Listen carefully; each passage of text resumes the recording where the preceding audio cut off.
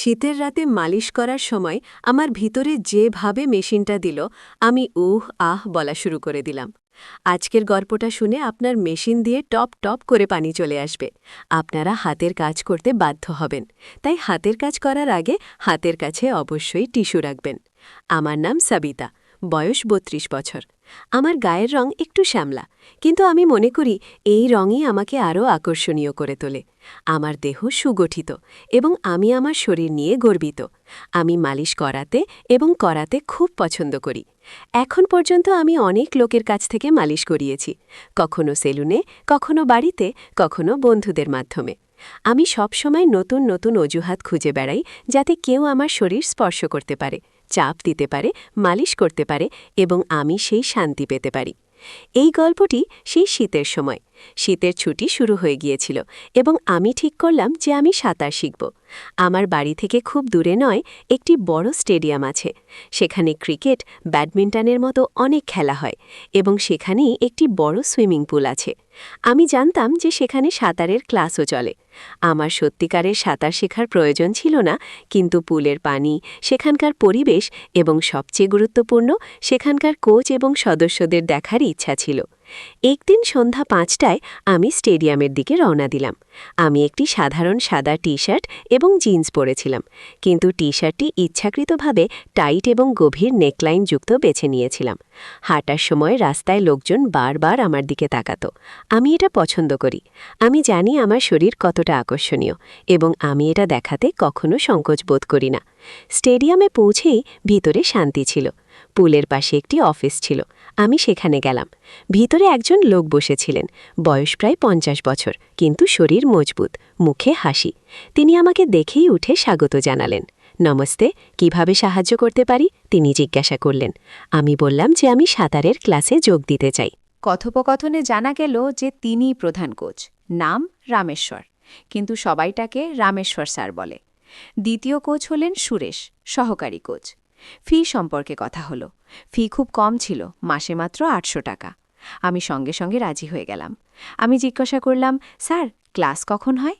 তিনি বললেন, সন্ধ্যা ৫টায় ladies batch আছে, সকালে মিক্সড ব্যাচ হয়। আমি আবার জিজ্ঞাসা করলাম, বর্তমান লেডিস ব্যাচে কতজন মহিলা আসেন? তিনি হেসে বললেন, এখন শুধু ২জন মহিলা আসেন, কিন্তু তারা নিয়মিত নয়, কখনো আসেন কখনো আসেন না। এটা শুনে আমি মনে মনে খুব খুশি হলাম। কম লোক মানে বেশি মনোযোগ, বেশি সাহায্য এবং বেশি শান্তি। আমি সঙ্গে সঙ্গে ফি দিয়ে বাড়ি ফিরে এলাম। ফেরার পথে একটি স্পোর্টস শপ দেখলাম। আমি ভিতরে গেলাম এবং একটি সুইমিং কস্টিউম কিনলাম। কালো রঙের 2 পিস, উপরের অংশ পাতলা, নিচের অংশ হাই কাট। বাড়ি এসে আমি সেটি পরে দেখলাম।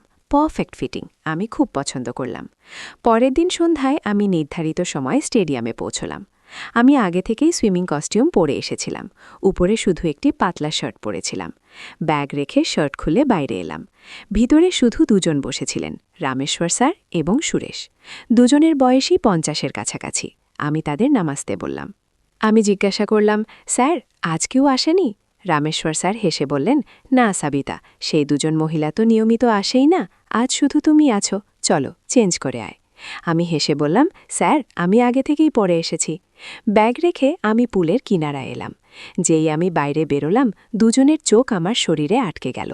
আমার শ্যামলা রং, টাইট কস্টিউম দেখে ২জন কিছুক্ষণের জন্য স্তব্ধ হয়ে গেলেন। রামেশ্বর স্যার গলা খাকারি দিয়ে বললেন, চলো পুলে আয়, প্রথমে পা চালানো শেখো। আমি পানিতে নামলাম। পানি ঠান্ডা এবং সুন্দর ছিল। আমি পা চালানোর চেষ্টা করলাম, কিন্তু শরীর পানিতে ভাসছিল না। আমি অনেক চেষ্টা করলাম, কিন্তু পারলাম না। রামেশ্বর স্যার পানিতে নামলেন। তিনি আমাকে পিছন থেকে ধরে ফেললেন। এক হাত পেটে, অন্য হাত জঙ্ঘায়। এভাবে করো, পা এভাবে ঘোরাও পিগম্যাম, তিনি বললেন। তার হাত আমার পেট থেকে ধীরে ধীরে উপরে সরে গেল। আমি কিছু বললাম না, বরং একটু আরও ঝুঁকে গেলাম, যাতে তার হাত ভালো করে লাগে। সুরেশ বাইরে থেকে দেখছিল।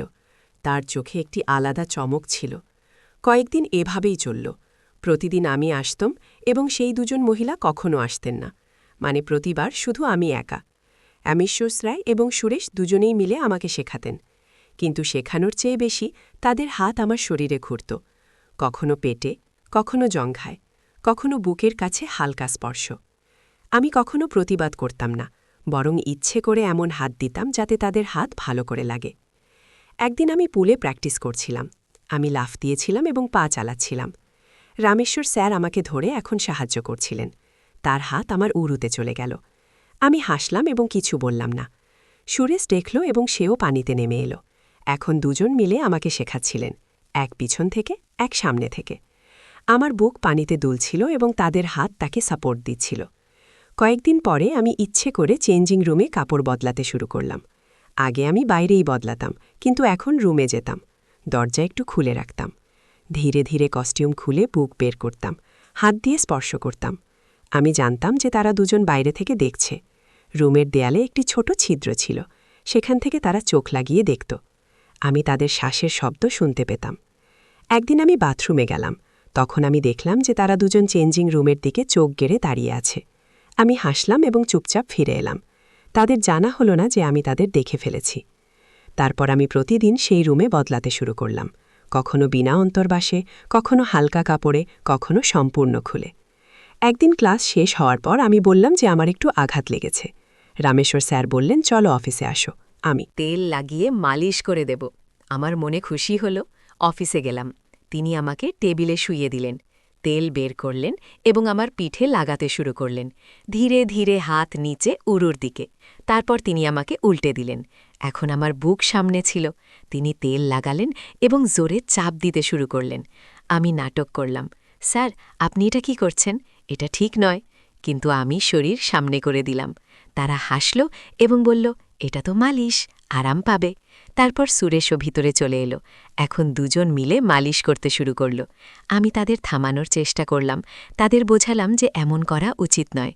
কিন্তু ভিতরে থেকে আমি সুখ পাচ্ছিলাম। তবু আমি সভ্য থাকার ভান করলাম এবং তাদের থামালাম। আমি তাদের ইচ্ছা আগে থেকেই জানতাম, কিন্তু আমার ইচ্ছা আমি তাদের বুঝতে দিতে চাইনি। এমন কয়েক মাস চলল। এখন আমি পা চালানো ভালো করে শিখে গিয়েছিলাম। রামেশ্বর স্যারের হাতে ধরে থাকলে আমার শরীর পানিতে ভাসতে শুরু করত। তার এক হাত আমার পেটে ছিল, অন্যটি উরুতে। তার গরম হাত আমার কালো ত্বক স্পর্শ করছিল এবং আমাকে এক অন্যরকম শিহরণ দিচ্ছিল। সুরেশ বাইরে থেকে দেখছিল, তার চোখে লোভ দেখা যাচ্ছিল। রামেশ্বর স্যার বললেন, সাবিতা, এভাবেই করো, প্রতিদিন এমন প্র্যাকটিস করলে তাড়াতাড়ি শিখে যাবে। আমি হাসলাম এবং সম্মতি দিলাম। মনে ভাবলাম, এই প্র্যাকটিস আমাকে কোথায় নিয়ে যাবে। সেই দিন থেকে প্রতিদিন সন্ধে 5টায় আমি স্টেডিয়ামে আসতে শুরু করলাম। তারা দুজন মহিলা কখনো নিয়মিত আসত না, কখনো এক আসত, কখনো অন্য, কিন্তু বেশিরভাগ সময়ে আমি একাই থাকতাম। রামেশ্বর স্যার এবং সুরেশ দুজন মিলে আমাকে শেখাতেন, কিন্তু শেখানোর চেয়ে বেশি তাদের হাত আমার শরীরে ঘুরত। কখনো পা চালানোর সময় উরু থেকে উপরে হাত সরে যেত, কখনো পেট থেকে বুকের নিচে থেমে যেত। আমি কখনো প্রতিবাদ করতাম না, বরং ইচ্ছে করে এমন হাত দিতাম যাতে তাদের হাত ভালো করে লাগে। আমার বুক সাঁতারের কস্টিউমে দুলত এবং তারা দুজন তাকিয়ে থাকত। অনেকদিন এমনই কেটে গেল।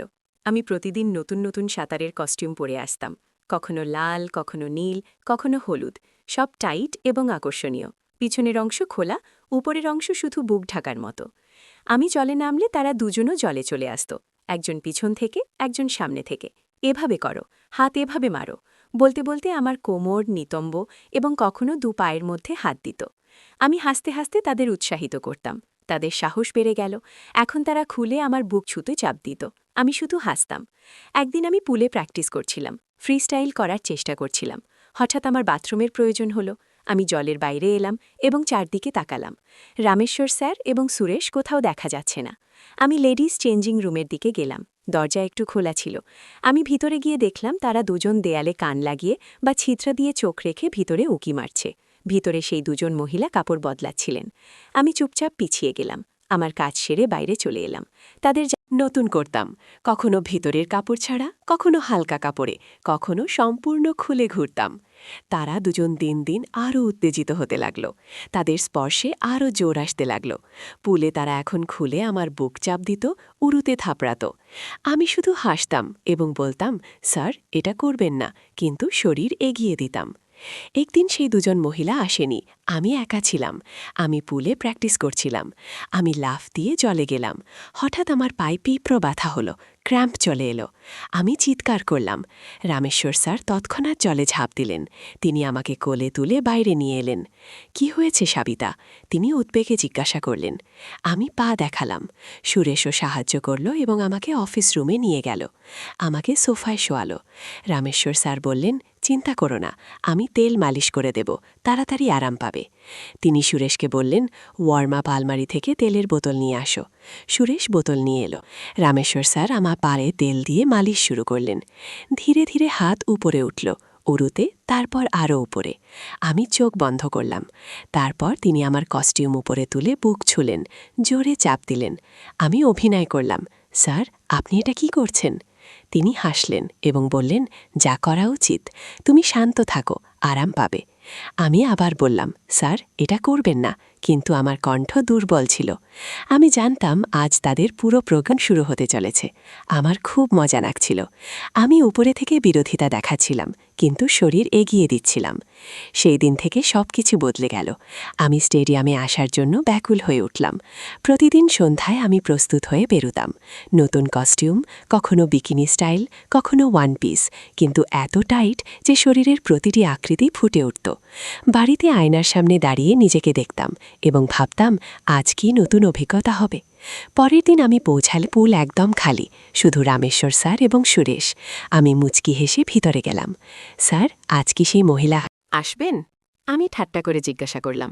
রামেশ্বর স্যার হেসে উঠলেন। তারা কখনো আসেই না। এখন তুমিই আমাদের একমাত্র শিষ্যা।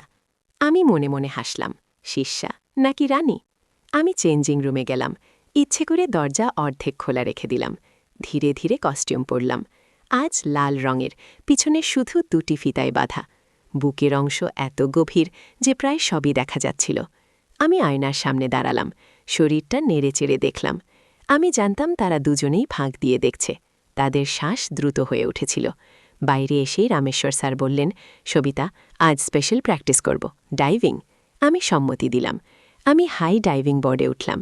লাফ দেওয়ার আগে ইচ্ছে করে নিচু হয়ে তাদের দেখালাম। তারা দুজনেই নিচে দাঁড়িয়ে উপরে তাকিয়েছিল। আমি লাফ দিলাম। পানি থেকে বের হওয়ার সাথে সাথেই তারা দুজনেও পানিতে নেমে এলো। চলো আজ আন্ডারওয়াটার ব্রিদিং শেখাই, রামেশ্বর স্যার বললেন। পানিতে তারা আমাকে বাহুতে তুলে নিল এবং গভীরে নিয়ে গেল। পানির নিচে তাদের হাত আমার বুকের উপর ছিল। আমি চোখ বন্ধ করে নিলাম। পানির নিচেই তারা আমার কস্টিউমের ফিতা খুলে দিল। আমার বুক পানিতে ভাসতে লাগল। তারা দুজনেই মিলে তা স্পর্শ করতে লাগল। আমি পানির নিচেই আনন্দে ছিলাম। বাইরে এসে আমি হেসে বললাম, স্যার আপনারা কি শেখাচ্ছেন?